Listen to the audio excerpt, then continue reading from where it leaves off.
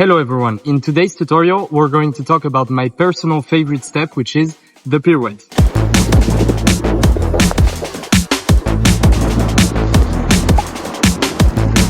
As a beginner, the pirouette is often one of the main goals because it's a step that just looks beautiful, but it's also always super scary. Before you start learning that step, I strongly recommend that you already have the 180 step.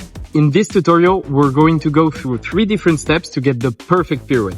Landing your first pirouette, getting comfortable with the pirouette, and adding your personal style. Let's just start by trying to land the pirouette. And the cool thing is that you're not alone with this, because I have my amazing friend Carolina that is going to learn the pirouette today. I'm going to learn the pirouette today. The good thing is that I'm goofy and she's a regular, so you can see the pirouette in both stances. Let's start with the foot placement. When you do a pirouette, you want to have this exact foot placement. But know that the more you twist your front foot, the less spinning you're gonna have to do to get the full 360. And the easier it's going to be. The second important thing that you have to remember is that all the space that you have in front of you is going to be useless. So always start the pirouette as much in the front as you can. Now that we have the foot placement, we're ready to start. Landing your first pirouette is mostly going to be a mental challenge. So our first mission is going to be to get rid of the fear of going past 180 degrees. And we're going to do that by learning the pirouette push. To do this step, you're gonna aim for this spot on the ground. That should be way less scary because the ground is the safe place. That should give you the feeling of spinning that we want for the pirouette. Now that you feel comfortable with this step, we're gonna focus on the back shoulder. You want to start the whole motion with the back shoulder to be able to spot where you're gonna land on the board. And then you're just going to tap with the back foot and bail out. Our goal here is not to actually land the pirouette. You're just trying to see how far you have to reach with the back foot to actually land the pirouette. You might accidentally land the pirouette doing this exercise, but again, this is not the goal. Now that you're capable of tapping the board, you just need to commit to it, turn as fast as you can, and land that pirouette.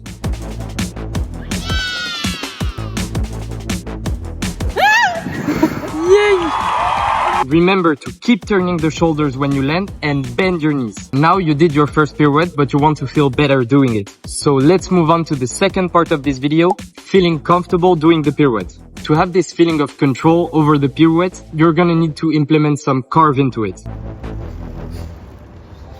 To add the carve on the pirouette, your foot placement has to change just a little bit. So go from this to this. Remember to start with the opposite carve, and the moment you start the other carve, that's the moment where you throw the pirouette. The carve makes the pirouette way easier because you're not actually turning full 360 degrees. Practice getting some speed, some carve, and once you feel comfortable doing that pirouette over and over again, you can start shaping it to match your flow, whatever you want to do with your pirouette. How do we add a little bit of style into that pirouette? In this part of the video, I'm not actually going to give you instructions because that's the whole point. It's about the style that you want to give your pirouette, but I'm still going to give you some examples of different shapes that you can have for the pirouette. You can try them out, and if one of them suits you, feel free to steal it. The first one is just a kick in the air like this. The second one is doing the whole pirouette with a straight leg. And for the third one, you want to keep twisting with your shoulders and end up in a cross position. But those are just different ways of doing the pirouette, and I do want to see your version of it. So if you film your pirouette, please feel free to tag me in the video. If you have any questions, you can leave a comment on this video or send me a DM on Instagram. And if you liked that tutorial, you should definitely follow this channel because I'm gonna do a lot more of those. And now I think it's time to say goodbye and see you with the next video. Goodbye and see you with the next video.